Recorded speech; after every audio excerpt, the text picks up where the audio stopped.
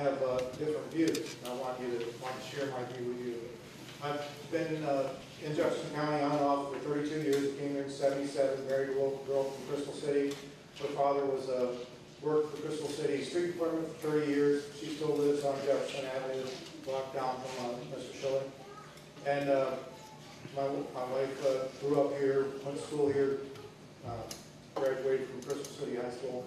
We don't live in the city right now, but we own property in Crystal City, and so my interest is my mother-in-law is there, my wife is from there, children are going to claim that as where she's from, and we own property. I'm originally from Waterloo, Iowa, which is the headquarters for John Deere Tractors, and a little bit about that. John Deere Tractors pretty much owns Waterloo, Iowa, just like PPG here. They here as far as that's the basis for the industry there and the basis for the town existing for a long time. Brad Packing Company was there for many years, has now gone, and another company has replaced that one. But when I graduated from high school, I had the opportunity to go down to John Deere, try to get a job. Couldn't get one because I had a problem with my hand and they wouldn't hire me. So I went in the service and moved on from there and never really moved back to Waterloo, Iowa. My parents still live there and my brother and sister live. But the thing is that I want to mention that for is because now I'm in real estate. I've been in high tech since 1975, and as a real estate person and a high tech person, I've traveled all across the country many times.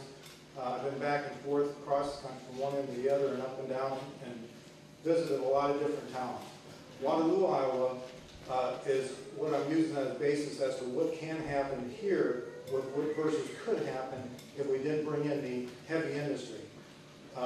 Heavy industry to Waterloo, Iowa, it has the lowest, and I've talked to real estate agents and brokers up there, has the lowest, I guess, mortgage cost of the house average in the country.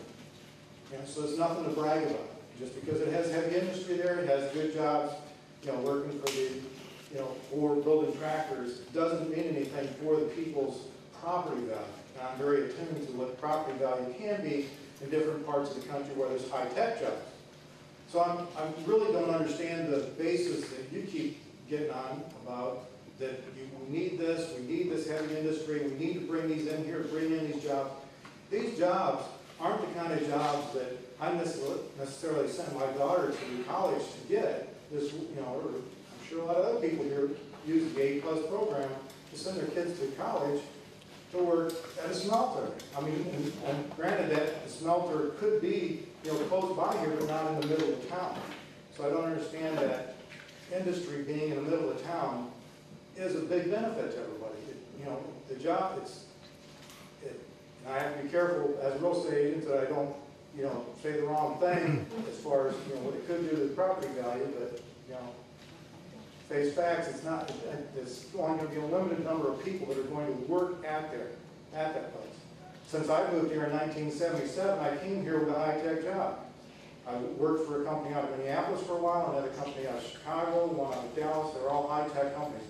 I traveled back and forth out 55 and 270 for years and didn't have a problem doing it because I wanted to get away from I wanted to get out into the country and live the peaceful life and not, be right close to work or they could have called me in a second, which I did enough of that. So anyway, I guess the bottom line, my question is why heavy industry, why not high tech? Instead of covering up that polluted property over there, why not clean it up and put something else there that's going to be clean for the environment for years and years to come instead of a smelter, which in my view and a lot of people here is not a clean industry. It's not clean, it's going to have noise pollution, it's going to, maybe it is or isn't going to have air pollution, but no doubt it's going to have noise pollution.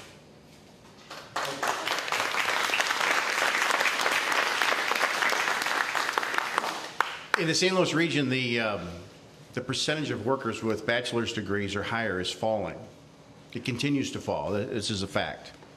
And it's not because we don't have good schools, because we have great schools here.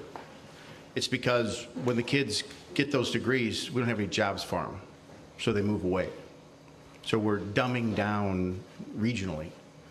Certainly, the laborers at the smelter, and I don't even like to call it smelter because I don't know if that's really what it is, but the laborers at this plant probably will not require a bachelor's degrees, but this is going to be a state-of-the-art plant, and the folks, the engineers that run the line will have to have degrees and will be higher paid.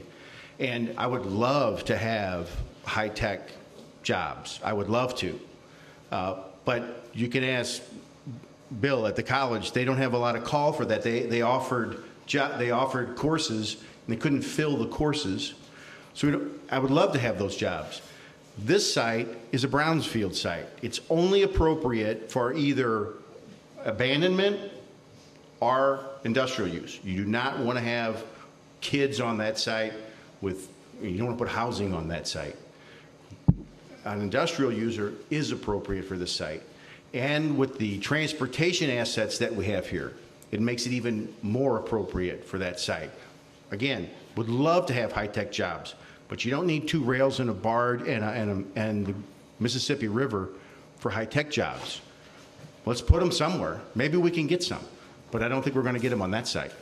So is this the panacea for the region? No, this is just one component.